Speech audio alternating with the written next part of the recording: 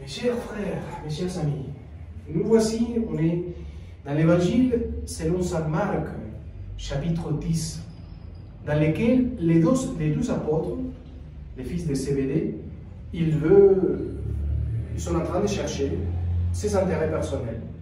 L'un veut être à gauche et l'autre veut être à droite. Dans la gloire, il imagine le Christ, le Messie, comme un roi énorme, plein de pouvoir, un pouvoir terrible. Il imagine que le Christ sera un roi plein de pouvoir. Donc, il veut vraiment l'un à gauche, l'autre à droite, et l'honneur pour eux, être reconnus, les premières places pour eux. Tout le monde va dire « Ah mais vous êtes génial !» Ah ben non, c'est justement ça qu'il ne faut pas. Et le Christ va les répondre d'une manière totale, forte.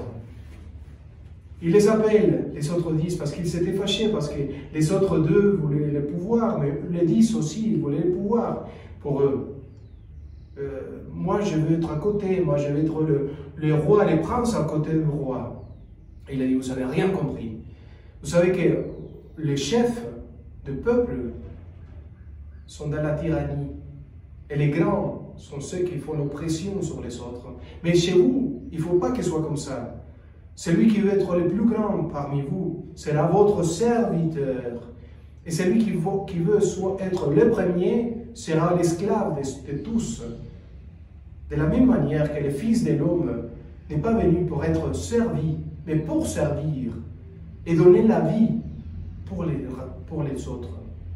Donner la vie. Voilà le résumé de qu'est-ce que c'est un chrétien.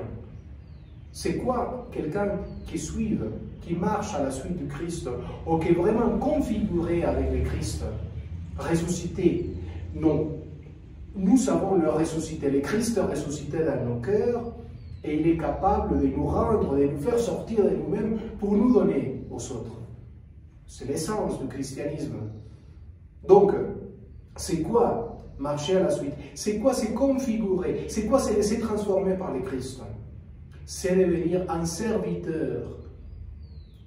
C'est devenir un esclave de tous ceux qui ne connaissent pas Dieu, de tous ceux qui sont dans la solitude, dans la pauvresse, dans la situation pire.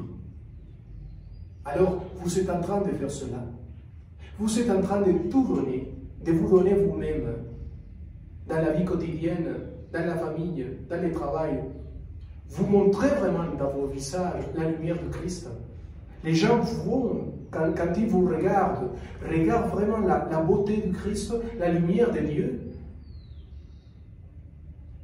Le monde a besoin de voir en vous la présence réelle du Christ ressuscité. Allons-y, ne restez pas là.